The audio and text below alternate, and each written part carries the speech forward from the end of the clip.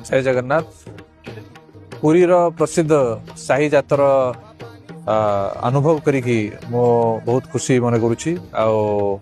एते सुंदर आज परशुराम होती बाहरी समस्त हरचंडी साही आमर बासिंदा मान संगे आमे परशुराम को देखुचु देखिकी जिते सुंदर भाव सी तांकर लीला करुछंती बहुत भल लगुच। आटा गोटे माने पुरी जिलार ऐतिहासिक गौरव अच्छी आमर साही जातर समस्त आसवा कथा अनुभव करने कथा देखा कथा केते सुंदर भाव भगवान सबू जीवन सबू समय ये लीला हुए बहुत सुंदर आकार करा जाए। बहुत खुशी मन रे समस्ते करती मिसिकी सबू साही अखड़ा एथरे भाग नियंती समस्त को एटा को अनुभव कर।